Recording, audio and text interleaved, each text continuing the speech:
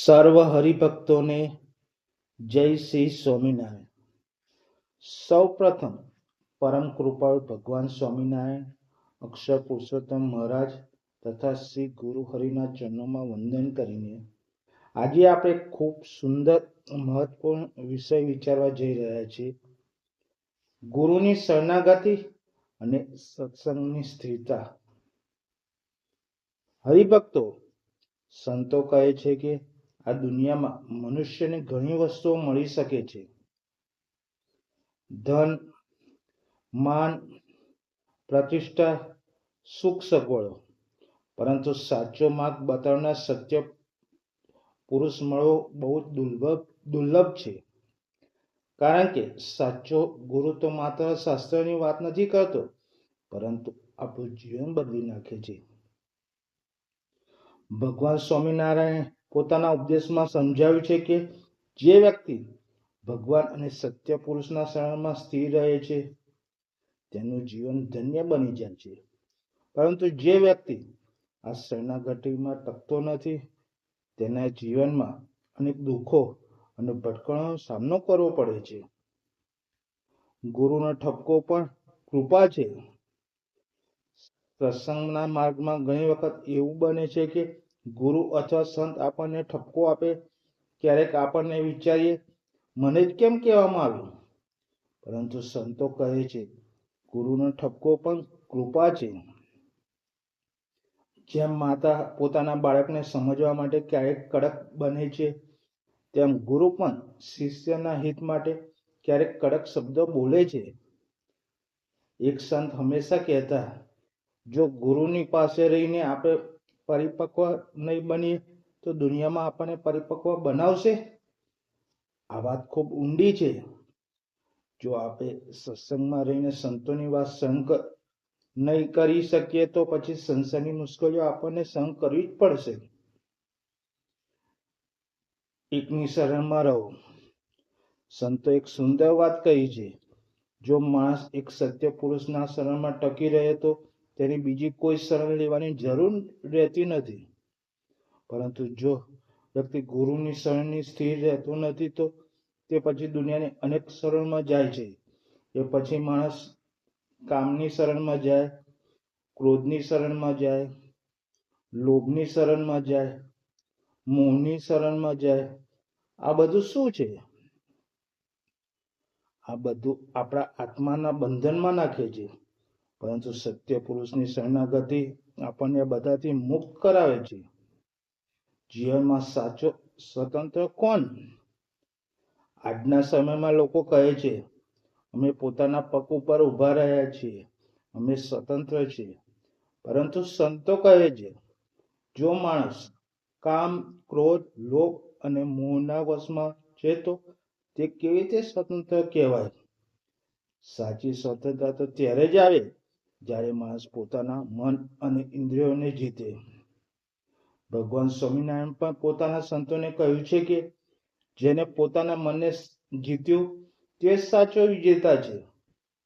બ્રહ્મજ્ઞાની ગુરુની મહિમા મહાન કવિ તુલસીદાસે એક સુંદર વાત કહી છે, જો કોઈ મૂર્ખ માણસ બ્રહ્મા જેટલો મહાન ગુરુ મળી જાય તો પણ તે પોતાની અહંકાર અને વાસનાઓને કારણે તેને લાભ લઈ શકતો નથી। આપણે વિચારવું જોઈએ, શું આપણને પણ ક્યારે એવું તો નથી કરતા ને? ભગવાન અને સંતો આપણને સાચો માર્ગ બતાવે છે, પરંતુ ક્યારેક આપણું મન પોતાના માન્યતાઓમાં જ અટકી રહે છે। સત્સંગમાં સાચું લક્ષ્ય શું છે? યાદ રાખજો, સત્સંગ માત્ર ભજન કરવું કે મંદિર જવું એટલું નથી। સત્સંગનો સાચો અર્થ છે જીવનમાં પરિવર્તન લાવવું। જો સત્સંગ કર્યા પછી આપણું મન ક્રોધ, ઈર્ષા, અહંકાર અને સ્વાર્થમાં જ રહે તો આપણે સાચા સત્સંગનો લાભ લીધો નથી। પરંતુ જો ધીમે ધીમે આપણા સ્વભાવમાં નમ્રતા આવે, સેવાભાવ આવે, ભગવાન પ્રત્યે પ્રેમ વધે તો સમજવું કે આપણે સત્સંગનું ફળ મળવા લાગ્યું છે। સત્સંગમાં સ્થિરતા કેમ જરૂરી છે?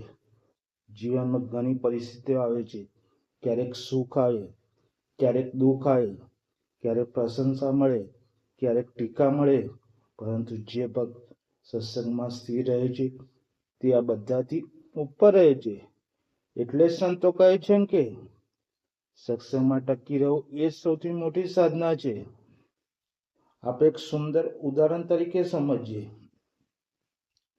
જેમ સમુદ્રમાં જહાજો માર્ગ બતાવવા માટે દીવાદાળી લાઇટ હાઉસ હોય છે, તેમ આપણા જીવનમાં પણ સત્ય પુરુષ દીવાદાળી જેવા જ છે. જો જહાજ દીવાદાળીને ધ્યાનમાં રાખીને ચાલે તો તે સુરક્ષિત રીતે કિનારે પહોંચી જાય છે, પરંતુ જો તે દિશા ભૂલી જાય તો તે તોફાનમાં ફસાઈ જાય છે. આપણે પણ જો સત્ય પુરુષના દિશા ભૂલી જઈએ તો જીવનમાં ભટકણ વધે છે. આ દુનિયા ઘણા લોકો કહે છે ખાઓ પીઓ અને મોજ કરો, પરંતુ સંતો કહે છે આ જીવનનો સાચો હેતુ માત્ર ભોગવિલાસ નથી. આ જીવન ભગવાનને મેળવવા માટેનું મળ્યું છે. જો માણસ આખું જીવન માત્ર કમાવા અને ભોગવવામાં પસાર કરી દે તો અંતે તેને ખાલીપણું જ મળે છે. પરંતુ જે વ્યક્તિ ભગવાનની ભક્તિ કરે છે, સત્સંગમાં રહે છે, તે જીવનમાં સાચી શાંતિ મળે છે. જ્યારે માણસ ભગવાન અને સત્ય પુરુષની શરણાગતિ સ્વીકારી લે છે, ત્યારે ધીમે ધીમે તેના જીવનમાં પરિવર્તન આવે છે. કામ ઓછું થાય છે, ક્રોધ ઓછો થાય છે, લોભ ઓછો થાય છે, મોહ ઓછો થાય છે, અને તેની જગ્યાએ આવે છે પ્રેમ, શાંતિ, સંતોષ અને ભગવાન પ્રત્યે ભક્તિ આવે છે. અને અંતમાં અમારા શબ્દો યાદ રાખજો. જીવનમાં ઘણી વસ્તુ છૂટી શકે, પરંતુ ભગવાન અને સત્સંગ ક્યારેય છોડશો નહીં. જો આપણે ભગવાન સ્વામિનારાયણ અને સત્ય પુરુષની શરણમાં સ્થિર રહીશું તો જીવનમાં કોઈ પણ પરિસ્થિતિ આવે આપણે માર્ગ ગુમાવીશું નહીં. અંતે આટલું જ કહેવું છે, એક ભગવાન, એક સત્ય પુરુષ અને એક સત્સંગ, આ ત્રણે જીવનમાં મજબૂતી પકડી રાખશો તો જીવન ધન્ય બની જશે. જય શ્રી સ્વામિનારાયણ.